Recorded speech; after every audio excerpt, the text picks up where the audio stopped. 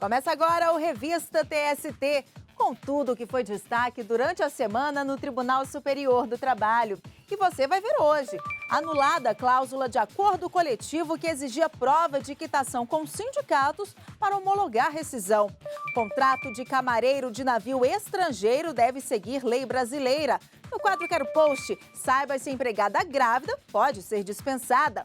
TST e CSJT lançam campanha de prevenção ao assédio moral. E ainda, o programa Jornada reestreia em novo formato.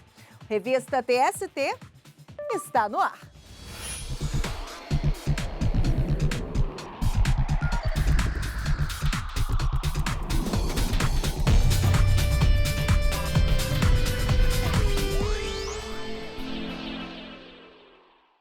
O Revista TST de hoje começa com um caso importante julgado ao longo da semana pelos ministros. A repórter Michele Chiapa acompanhou os trabalhos e conta pra gente. Olá, Michele. Olá, Ana Amélia. Em sessão do órgão especial do TST, os ministros confirmaram o entendimento de que não há questão constitucional em tema de horas de percurso. O caso é referente a um processo em que uma colhedora de laranjas havia pedido o pagamento das diferenças das horas de deslocamento para o trabalho. Segundo a profissional, ela gastava 4 horas por dia para chegar ao serviço em transporte fornecido pela empregadora, mas não recebia o valor referente a todo o período. Ao julgar o processo, o órgão especial entendeu que a matéria deve seguir entendimento do Supremo Tribunal Federal de que a questão é fundada na interpretação da CLT e na legislação que trata do assunto. Veja os detalhes do julgamento na reportagem. De acordo com o processo, a empresa havia firmado acordo coletivo de trabalho que previa o pagamento de 1 hora e 10 minutos diários de horas em itinere. O Tribunal Regional do Trabalho da 9ª Região no Paraná, ao julgar o caso, considerou inválida a norma coletiva e condenou a empresa a pagar à empregada as diferenças das horas de deslocamento. A segunda turma do TST manteve a decisão. A empresa, então, sustentou que o caso seria de repercussão geral e tentou levar a questão para o Supremo.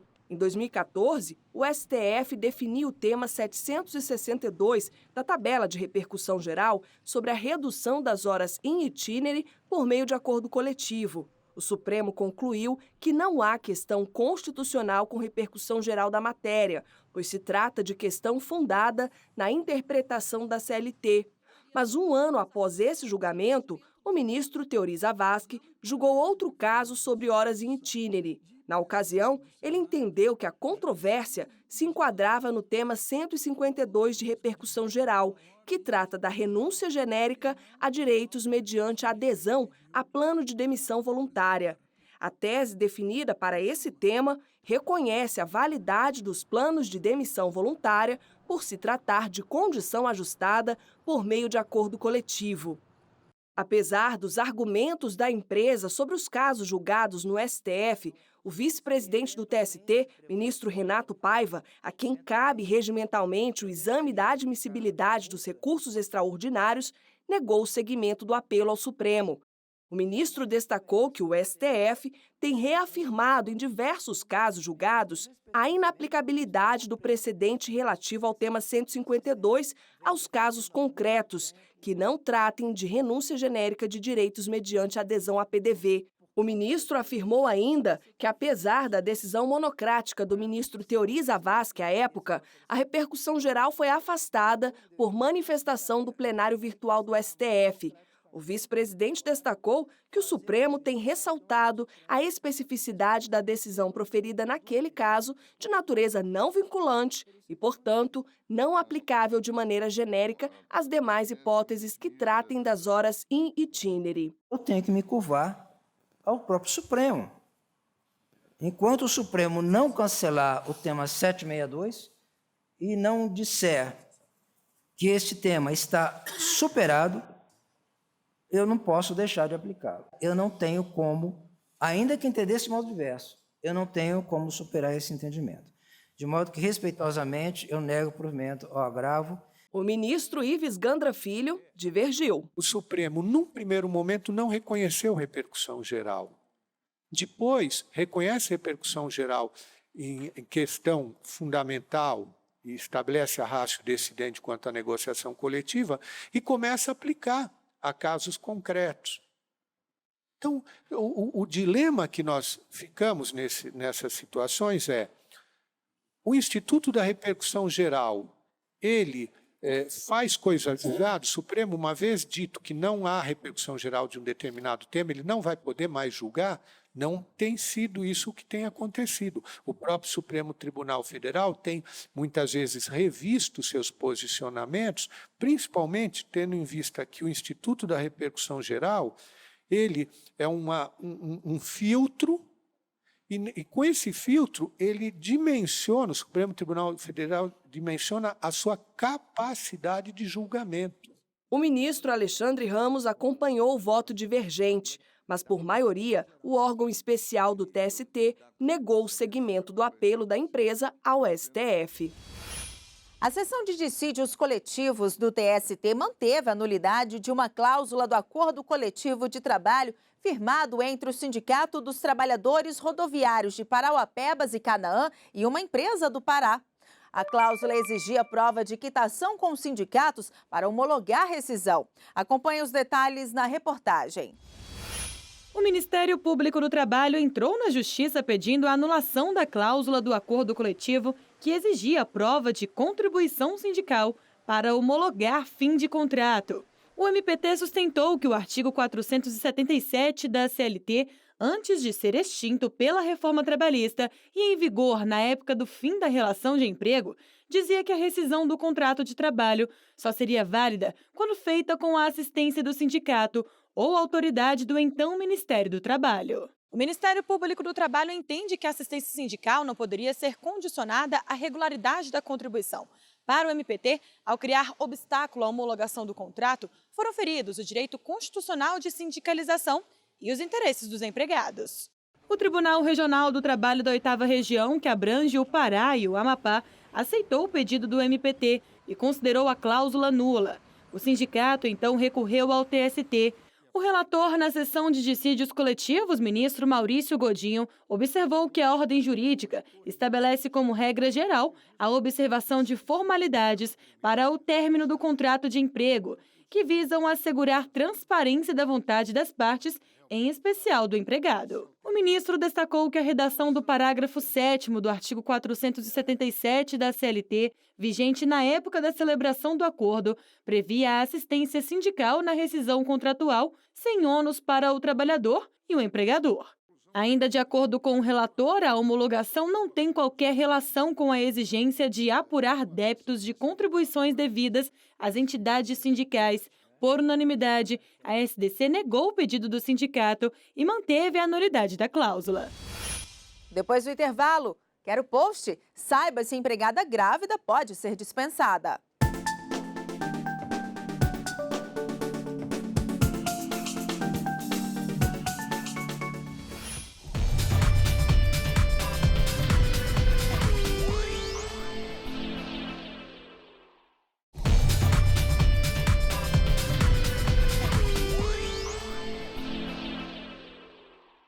O Revista TST está de volta e vamos conferir as decisões de destaque das turmas do tribunal.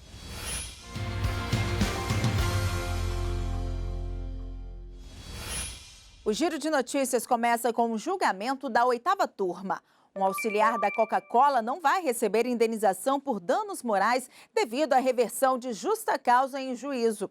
No caso julgado pelos ministros, a empresa alegou que o profissional havia sido dispensado em razão de faltas injustificadas.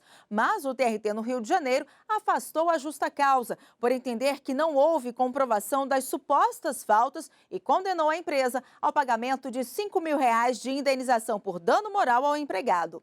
Ao julgar o recurso da empresa ao TST, o relator, ministro Márcio Eurico, afastou a indenização, por entender que mesmo que a justa causa tenha sido revertida em juízo, não cabe reparação civil quando não for demonstrado efetivo prejuízo à honra ou à boa fama do empregado. A decisão foi unânime.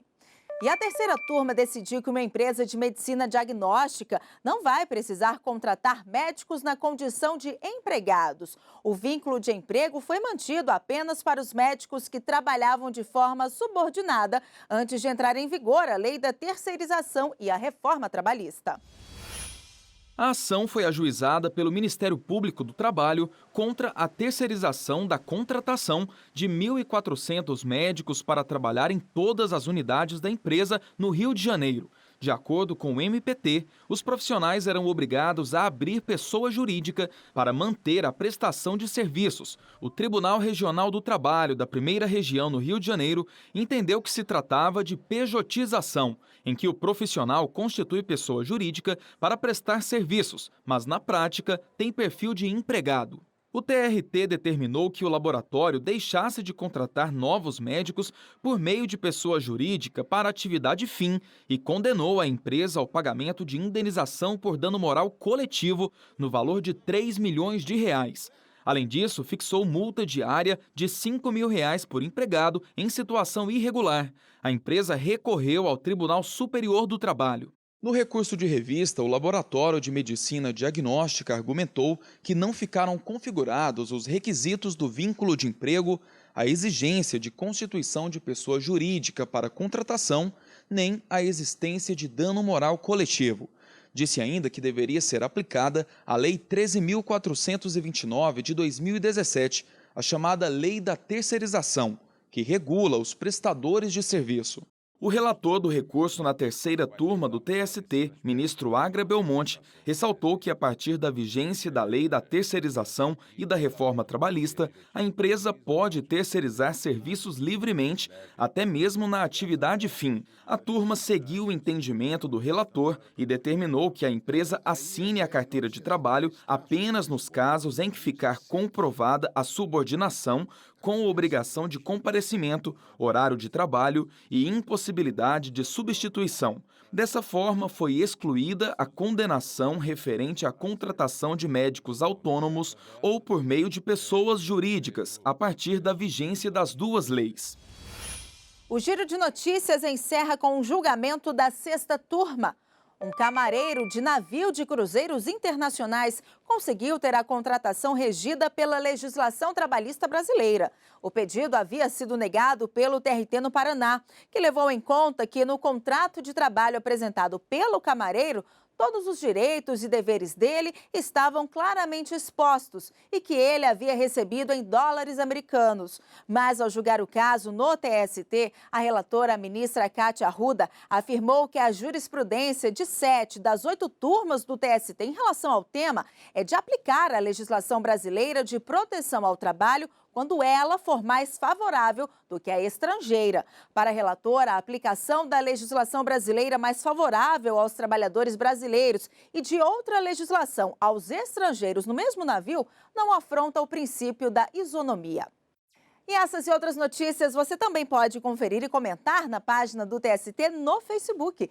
O endereço é facebook.com/TSTJus. E vamos conferir uma dúvida trabalhista publicada nas redes sociais com a hashtag Quero Post.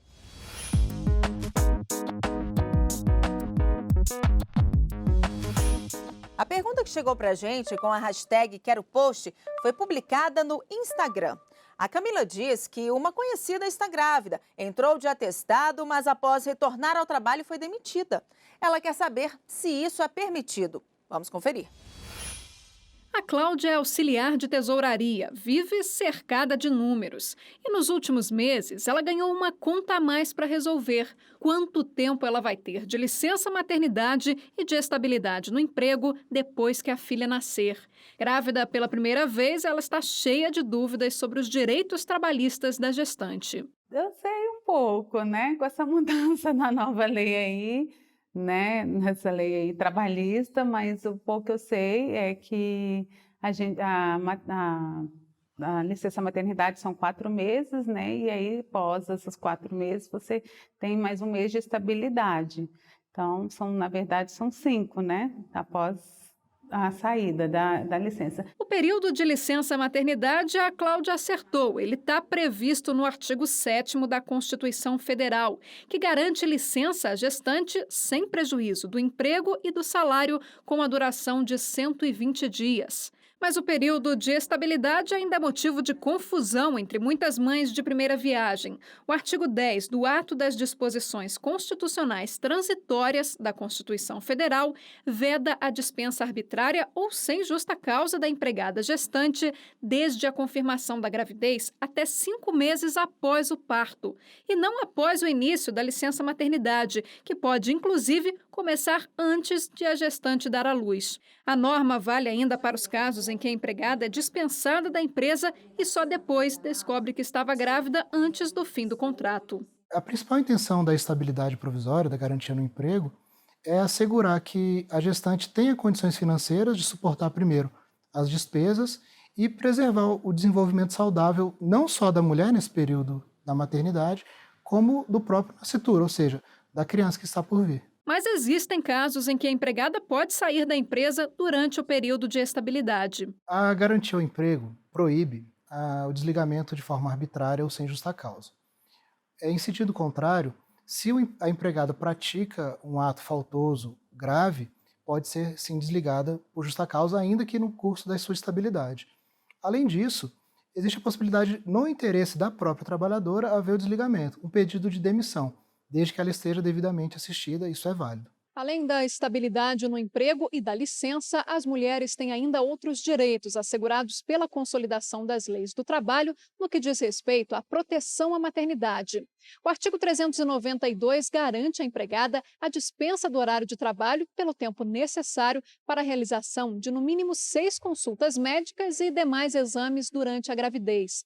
Depois da volta ao trabalho, o artigo 396 assegura 2 intervalos por dia de meia hora cada para a mãe amamentar o filho até que ele complete 6 meses de vida. Todos esses direitos deixam a Cláudia mais tranquila para trabalhar e planejar essa nova fase da vida. A estabilidade é fundamental, né? É a garantia da mãe, porque a maioria das grávidas hoje em dia, quando vai sair, tem medo, né, de falar que está grávida, com medo de perder o emprego, até umas escondem, não sabem nem da lei, que às vezes a lei protege a grávida, diz que independente se ela não pode ser discriminada de forma alguma por ela estar grávida, e a empresa não pode mandar o funcionário embora, entendeu? Sem justa causa. Bem disposta, a Cláudia planeja só entrar em licença no dia do nascimento da filha. Até o dia que ela falar assim, eu estou vindo ao mundo.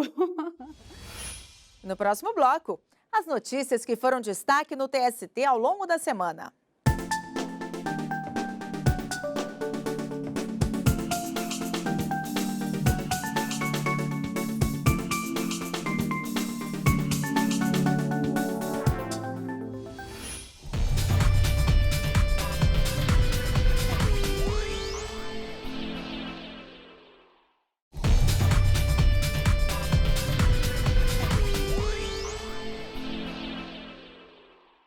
Estamos de volta e veja outras notícias que foram destaque no TST ao longo da semana. O presidente do Tribunal Superior do Trabalho e do Conselho Superior da Justiça do Trabalho, o ministro Brito Pereira, homenageou integrantes do Corpo de Bombeiros de Minas Gerais que atuaram no resgate das vítimas do rompimento da barragem de Brumadinho. O comando-geral da corporação recebeu medalha e livros comemorativos dos 70 anos da Justiça do Trabalho. A homenagem ocorreu ao fim do Seminário Internacional sobre Grandes Acidentes do Trabalho e Efetividade da Prevenção, realizado em Belo Horizonte. O programa Trabalho Seguro promoveu o encontro em parceria com a Escola Judicial do Tribunal Regional do Trabalho da Terceira Região em Minas Gerais para discutir medidas de prevenção. O desembargador do Tribunal Regional do Trabalho da Primeira Região no Rio de Janeiro, Evandro Pereira Valadão Lopes, foi indicado pelo presidente da República, Jair Bolsonaro, para se tornar ministro do Tribunal Superior do Trabalho. Ele será sabatinado pela Comissão de Constituição, Justiça e Cidadania do Senado Federal e, posteriormente, pelo plenário da Casa. A indicação do desembargador é para a vaga aberta após a aposentadoria da ministra Maria de Assis Calcin e é destinada à magistratura. O Tribunal Superior do Trabalho promoveu uma tarde de palestras para conscientizar servidores sobre a Lei Geral de Proteção de Dados. Especialistas abordaram a lei de uma forma geral, a transformação na privacidade de dados, o acesso a dados pessoais, a adoção de compliance no ambiente organizacional e os desafios técnicos e operacionais nas terceirizações.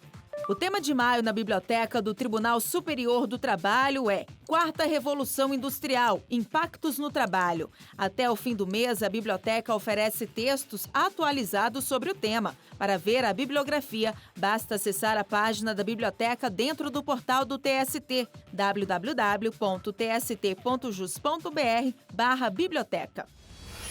Contribuir para a prevenção do assédio moral. Esse é o propósito da campanha Pare e Repare por um ambiente de trabalho mais positivo, uma iniciativa do Tribunal Superior do Trabalho e do Conselho Superior da Justiça do Trabalho.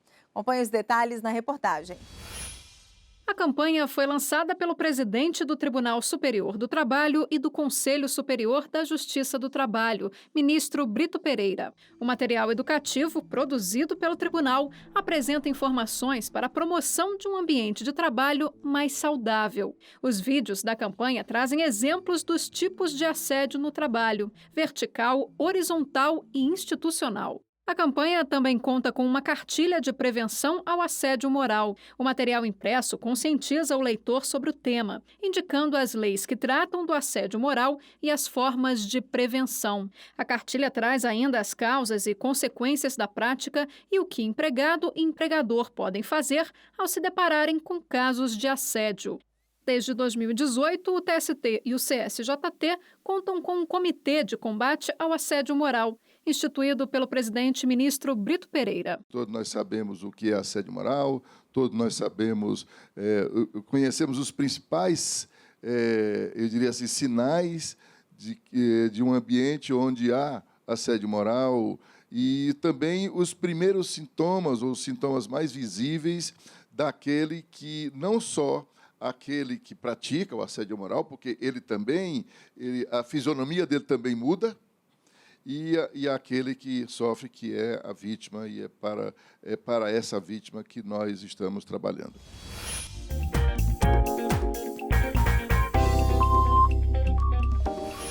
E tem novidade no ar. O programa Jornada, produzido pela TV do TST, reestreou em novo formato.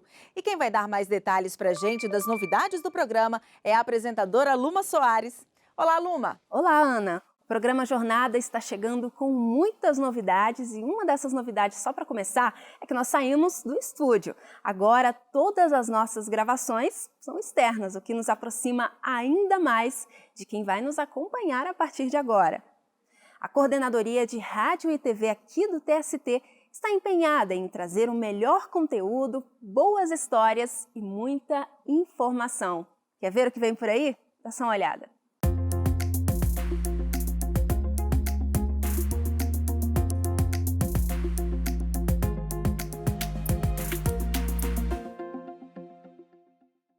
Jornada está de cara nova, com um novo visual.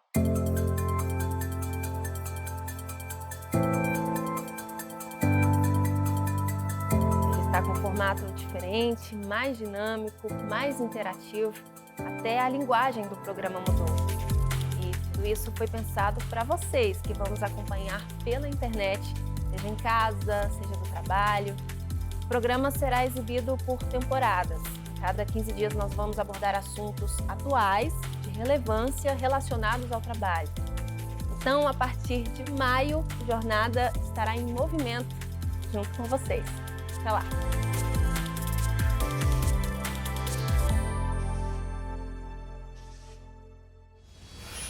E esta edição do Revista TST fica por aqui.